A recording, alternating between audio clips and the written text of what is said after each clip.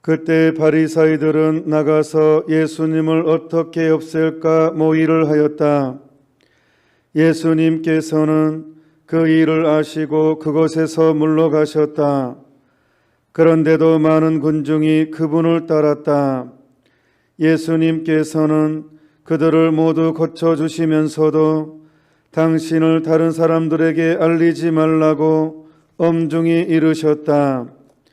이사야 예언자를 통하여 하신 말씀이 이루어지려고 그리 된 것이다. 보아라, 내가 선택한 나의 종, 내가 사랑하는 이, 내 마음에 드는 이다. 내가 그에게 내 영을 주리니 그는 민족들에게 올바름을 선포하리라. 그는 다투지도 않고 소리치지도 않으리니 거리에서 아무도 그의 소리를 듣지 못하리라. 그는 올바름을 승리로 이끌 때까지 부러진 갈대를 꺾지 않고 연기나는 심지를 끄지 않으리니 민족들이 그의 이름에 희망을 걸리라. 주님의 말씀입니다. 그리스도님 찬미합니다.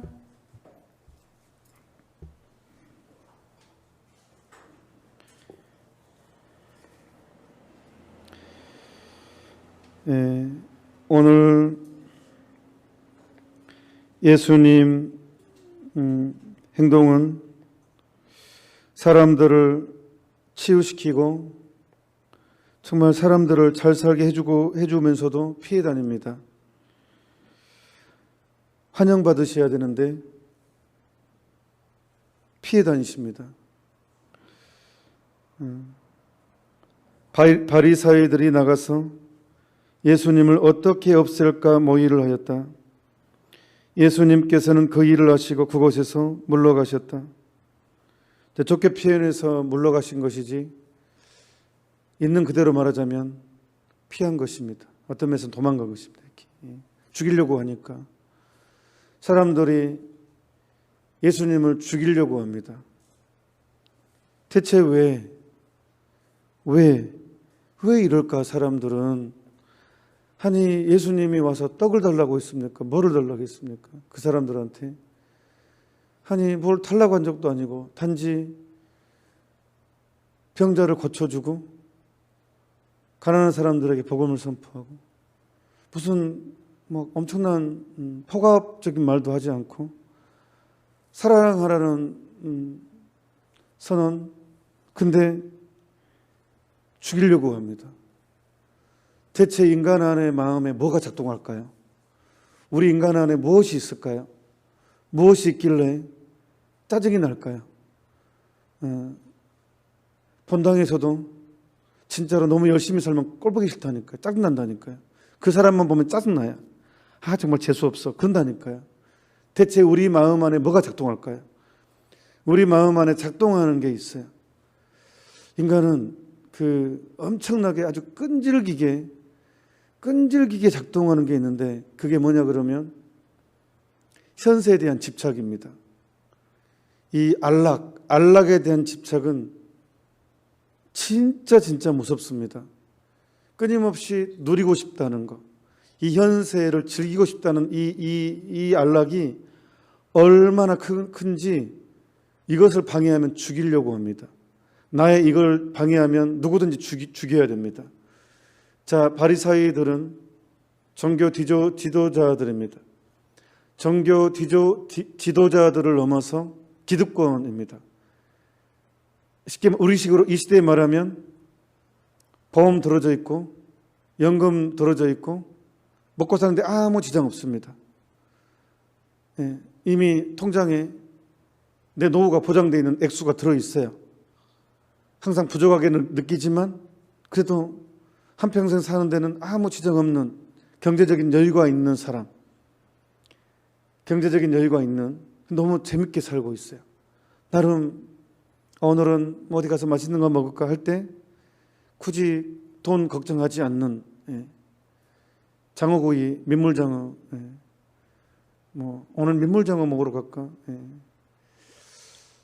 걱정하지 않는 사람, 바리사이들, 이제 경제적인 으로. 근데 어느 날 갑자기 어떤 사람이 나타나더니 가난한 사람들아 너희는 행복하다. 가진 걸 나눠라. 부자들아 너희는 불행하다.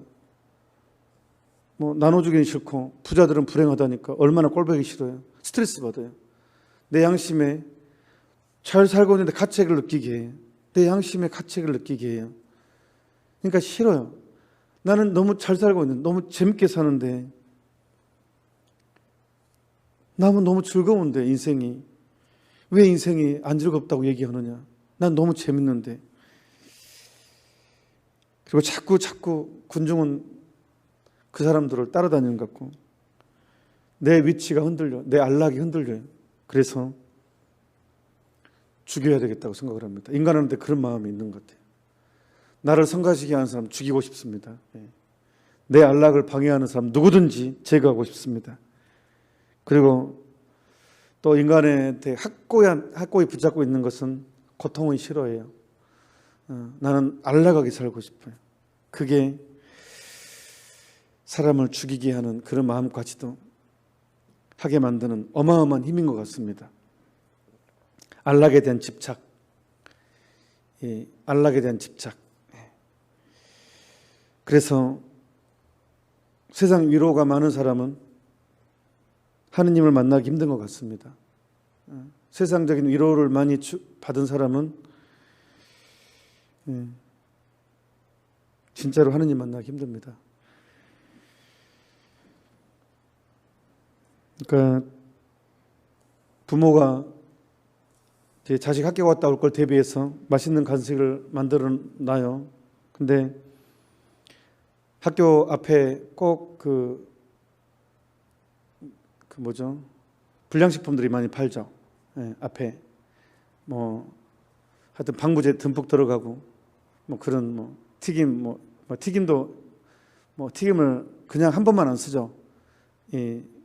또 튀기고 또 튀기고 또 튀기는 그 튀김 검정색 나는 튀김물 그런 것들로 이제 한데 또 그런 것이 맛있어요. 그러면 군것질로 해버려요. 학교 파고. 그런데 막상 집에 들어갔을 때 엄마가 진짜 맛있는 고단백질 음식은 안 먹게 돼요. 이미 배가 부르기 때문에 이미 값싼 방부제가 듬뿍이 된 그리고 햄도 진짜 고기를 갈아버린 거 30개월 넘은 거 막 그런 펫 진짜 안 좋다 하잖아요.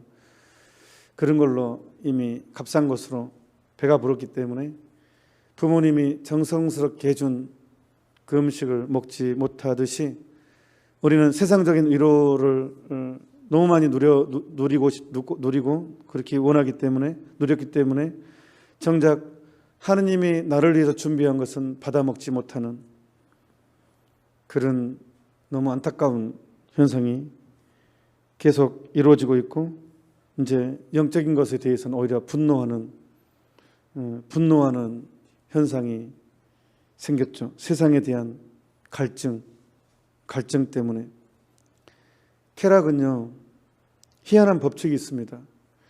쾌락을 누리면 누릴수록 더 쾌락을 원하게 돼 있습니다. 절대로 이 갈증이 만족이 안 됩니다. 그래서 계속 찾게 됩니다. 더 찾게 됩니다. 그래서 변태가 생기게 되고 그 변태의 마지막은 약이죠. 약, 마약, 물약이든지 가루약이든지 아니면 이렇게 막 거의 기절까지 시키는 막 기절을 가게 하고 막 거기에 극적인 쾌락이 돼가지고 그러다 죽기도 하잖아요. 사람이 그렇게 바뀌어 버리는 것 같아요. 이 사람이 얼굴은 더 이렇게 일그러져 가요. 보면 평화가 없고 결국은 안락에 대한 쾌락에 대한 욕구가 인간 스스로를 파괴해 버리는 것 같아요. 인간 스스로 파괴하고 결국은 부정적이고 자포자기에 빠지게 되고 그런 것 같습니다. 차라리 저는 하느님한테 감사한 게 완전 깡촌에서 초등학교 5학년 때 전기불 들어오는 데 살았거든요. 전기불을 5학년 때 경험했어요. 와, 그때 완전 신천지였습니다. 예, 종교 신천지 말고 완전히 예, 저는 호롱불도 경험했고 호롱불 켜다가 촛불을 켜니까 완전히 밝았어요. 근데 촛불을 켜다 전기불을 켜니까 이거는 촛불은 비교도 안 되고. 그리고 학교 갔다 오면 가방 던져놓고 어쨌든 소를 키우는 바람에 많이 키우는 한 마리 예. 할 수 없이 또 깔배로 예. 그래서 낯질은 좀 합니다. 제가 지금도 그 어릴 때 이렇게 낫을 소 식량을 구하느라고 다니느라고 제가 상당히 또 들로 산으로 이렇게 다닌 경험, 완전 촌놈인데 그 없을 때 차라리 더 순수했던 것 같아요. 더 챙기고 이렇게 그러니까 보통 제가 사람들을 보면 부자로 사는 사람들보다 가난하게 사는 사람들 형제간의 우애가 훨씬 우애가 깊은 것 같아요. 부자로 산 부잣집 형제들의 우애보다 가난한 사람들의 우애가 훨씬 더 좋은 것 같아요. 거의 대부분. 왜 그러냐 그러면 사람은 자기 만족을 추구하면 추구할수록 이기적이 되거든요. 사람은 자기 만족을 추구하면 추구할수록 이기적이 됩니다. 예. 제가 사제생활의 행운 중에 하나가 설옥도입니다. 어렸을 때 행운 중에 하나가 깡촌에서 태어난 것이고 참 저는 복도 많이 받았습니다. 사제생활 행운 중에 하나가 설옥도 보좌신부로 살았던 추억인데 진짜 많이 감동을 많이 받았죠. 고통의 신비에 대해서. 가장 가고 싶지 않은 곳이었지만 엊그제 말씀드린 대로 수요일에 말씀드린 대로 제가 무슨 희생정신이 강해서 설옥도를 지원한 것이 아니라 저는 무서웠고 한 번도 그 전에 만난 적도 없고 두려웠고 그렇다고 제가 부지런해가지고 그분들에 대한 무슨 애정도 있는 것도 아니었고 단지 딱 하나 오지랖병, 그 오지랖 때문에 거기 갔는데 그게 그렇게 제 인생의 행운이 될 줄은 어찌 알았겠습니까? 저는 그때 참 한세린들과 참 많은 대화를 나눴습니다. 녹음도 하고 너무 아까워서 제가 그 어르신들의 아픈 한 태어날 때부터 어릴 때 한센병 걸려서 떠돌이 생활하고 유랑 생활을 하면서 참 맞기도 많이 맞고 사람 대접받지 못하고 설옥도에 들어왔던 여정, 설옥도에서 살아가는 여정을 들었는데 너무 그 아픔이 아까운 거예요. 신기하죠. 그 인생에 참 어떻게 이런 인생이 있나 하는 그런 아픔을 얘기를 듣는데 나 혼자 듣기가 너무 아까운 거예요. 이것은 뭔가가 있어요. 그래서 녹음을 했어요. 그것들을 제가 다 녹음을 했어요. 이상하게 이건 남겨야 되겠다. 그래서 이제 그게 모티브가 돼서 이제 설옥도 나오기 직전에 천상의 사람들이라는 책을 냈죠. 그 편집한 사람도 많이 아팠대요. 너무 그 고통이 전달돼가지고 그 아픔들이. 근데 그런 아픔들을 통해서 이상하게 감동이 있어요. 감동이. 저주받았다는 그 삶이 희한하게 감동이 있어요. 감동이. 이런 일이 있었습니다. 돌아가셨어요. 그분은. 할 얘기가 참 많습니다. 이 설옥도 한세인들 이야기, 또 마리안 누마가라 얘기뿐만 아니라. 근데 제가 간지 얼마 안 됐는데 병원에서 근무하는 간호 중에서 참 열심히 사는 간호 있었어요. 어렸을 때 참 잘했죠. 그분이. 근데 저한테 신부님 참 희한한 것이 하나 있어요. 그래서 뭐가 희한해요? 그랬더니 자기가 돌보는 할머니 한 분이 계시는데 할머니 몸에 향기가 나는데 향기, 장미향이. 그것도 사실 설옥도 병동에 가면 좀 냄새 나거든요. 약간 쾌쾌한 냄새. 약간 이게 또 똥을 좀 더 갈아줄 때가 있고 참 고생을 많이 합니다. 이 병원에 근무하신 분들이 이제 그냥 기저귀도 많이 차고 계시기 때문에 다 갈아줘야 되는 경우 많아요. 왜냐하면 이렇게 몸이 불편해서 수술을 해결 못하는 분도 있고 정신이 안 돼가지고 수술 해결 못하는 분도 있고 다양합니다.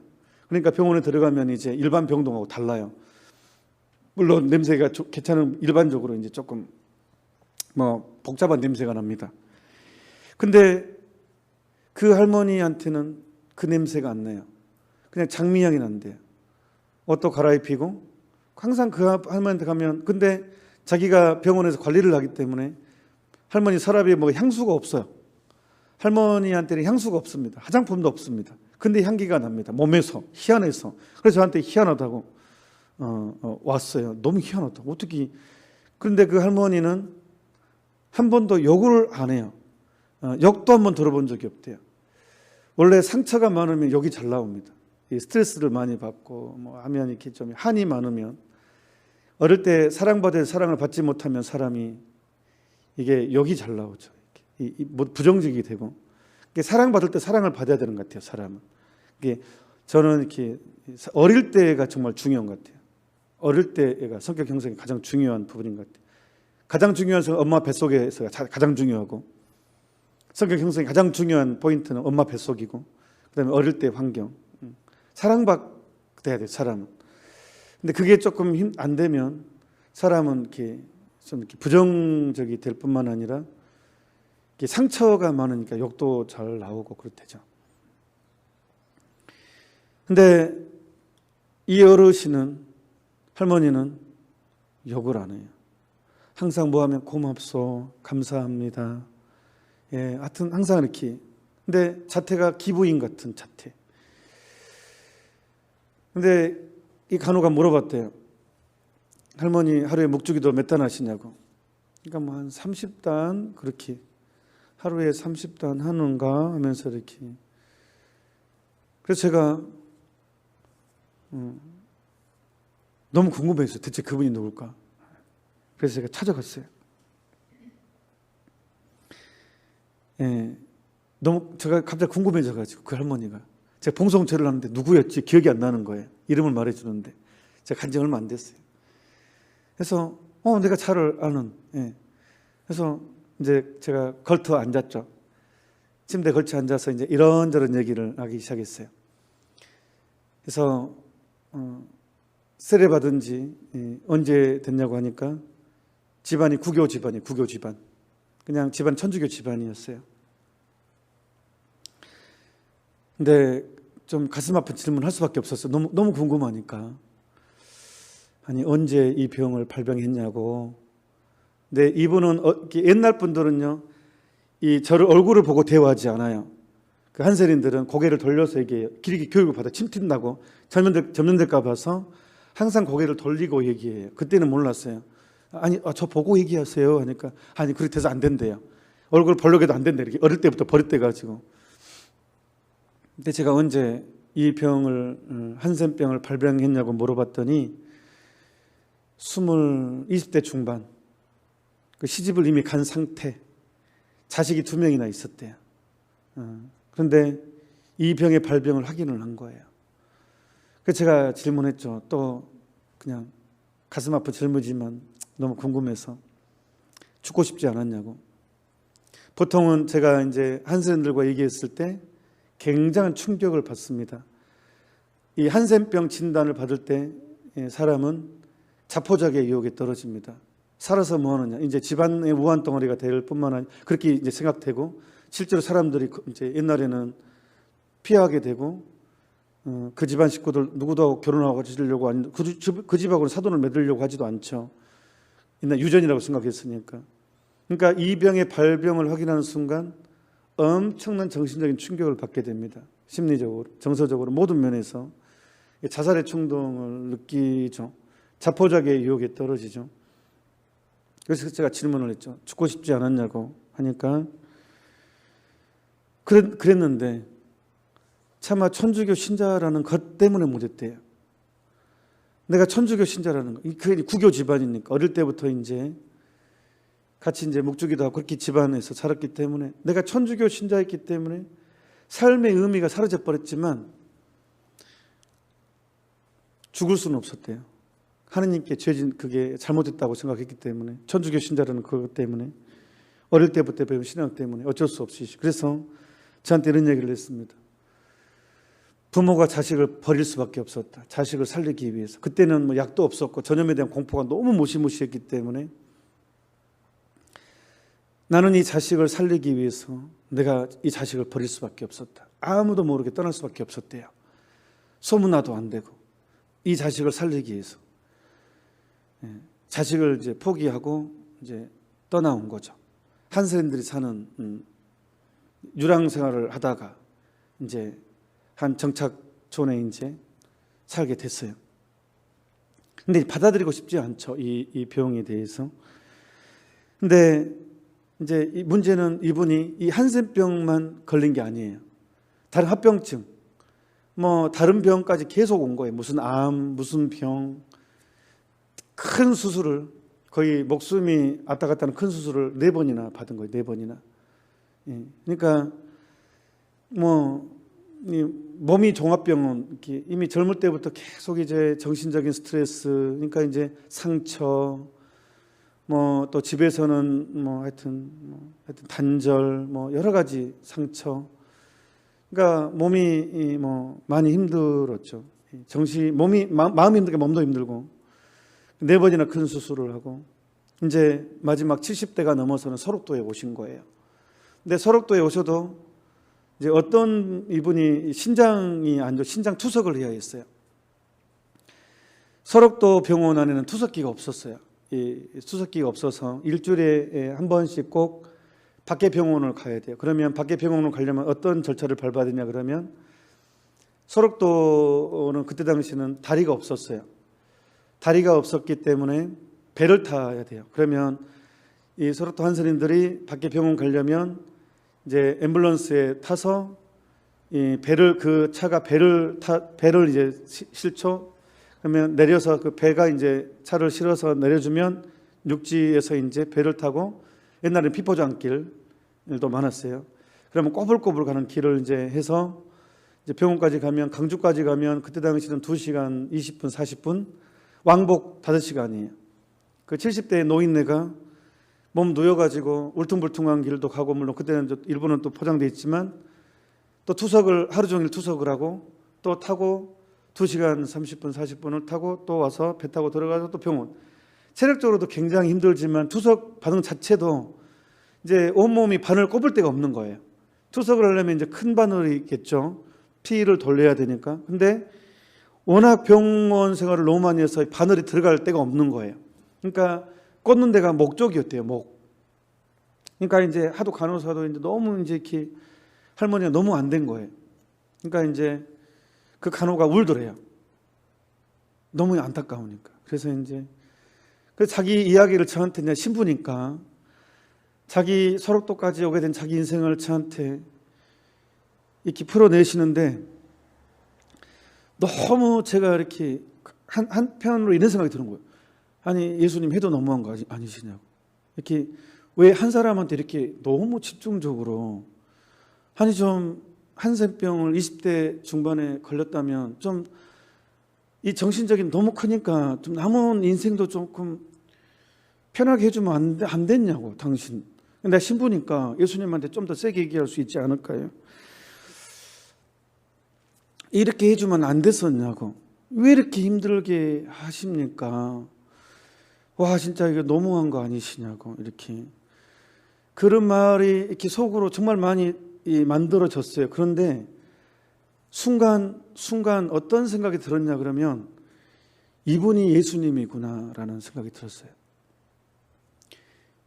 이분이야말로 진짜로 우리의 죄를 속죄하는 분이구나. 그래서 진짜 감동이 됐어요. 그래서 착한 사람들의 눈물은 우리 죄까지 속죄한다는 거. 이게 이 세상이 이렇게 악한 뉴스를 보면 당장 멸망해도 이상하지 않을 것 같아요. 뉴스를 듣다 보면 이 세상이 당장 진즉 멸망해도 이상한 것 아닐 것 같은데 이 세상이 존재하는 것 보면 바로 그런 사람들 때문에 존재하는 것 같아요. 착한 사람들의 눈물 때문에 하느님이 그 사람들을 쓰시는 것 같아요. 그래서 저는 그때 확실하게 느꼈죠. 내 눈앞에 위대한 성인이 있다는 것. 이름 모를 성인들 때문에 세상은 존재합니다. 그래서 이 고통의 신비. 세상 곳곳에서는 아무도 모르는 그 아픔을 보속하고 희생하고 봉헌하는 사람들이 존재합니다. 그래서 저는 안나 할머니였어요. 안나 할머니. 그 안나 할머니는 제가 만난 최고의 성인이었어요. 자신의 그 혹독한 아픔 안에서도 분노하지 않았어요. 하느님을 원망하지 않았어요. 그래서 제가 물어봤어요. 하느님을 원망하지 않냐고. 그렇지 않은데요. 그냥 자기는 그래도 감사할 게 많대요. 그래서 자기는 하느님 원망하지 않는데. 그래서 실제로 그 할머니는 욕을 하지 않았어요. 다른 사람한테도. 욕도 하지 않고 원망도 없었고 그냥 자신의 운명을 받아들였어요. 자신의 운명을 받아들이면서 그냥 하느님, 성체 영하고 묵주기도 하는 것 안에서 자신의 삶을 그냥 봉헌하는 삶을 평생 살았어요. 장례미사를 제가 했죠. 너무 아름다웠어요. 장례미사가 진짜 아름다웠어요. 그러니까 장례미사가 슬픔만 있는 것이 아니에요. 참으로 믿는 사람의 장례미사는 아름다움도 있어요. 진짜로. 저는 잊을 수 없는 체험을 했어요. 그 장례미사도. 근데 그분이 돌아가시기 전에 그분이 사용하시던 묵주를 제가 받았는데 미치겠어요. 내가 너무 고통이 많은 것 같아서. 줄까요? 다행히 잊어버렸어요. 죄송하게도. 근데 제가 그 묵주를 받았어요. 너무 소중했어요. 너무 소중해서 너무 소중하게 나눈 바람에 어디다 놔도 잊어버렸어요. 너무 죄송한데 진짜 그 귀한 묵주를 제가 그래서 어쨌든 그분의 삶을 내가 받았는가 하여튼 참말로 아무튼 그 묵주를 안 받았어야 되는데 내가 왜 받아가지고 감사하게 생각합니다. 그래서 제가 만난 최고의 성인, 자신의 그 삶을 원망으로 돌리지 않고 하느님한테 온전히 봉헌해서 자기 삶을 마무리한, 설옥도에서 마무리한 안나 할머니. 그래서 오늘 복음의 마지막 부분, 보아라 내가 선택한 나의 종. 예수님의 이 삶이 보아라 내가 선택한 나의 종, 내가 사랑하는 이 내 마음에 드는 이다. 내가 그에게 영을 주리니 그는 민족들에게 올바름을 선포하리라. 그는 올바름을 승리로 이끌 때까지 부러진 갈대를 꺾지 않고 연기나는 심리를 끄지 않으리라. 민족들이 그의 이름에 희망을 걸리라. 이 십자가는 2000년 전에는 저주의 상징이었습니다. 저주의 상징이었지만 우리한테는 희망의 상징입니다.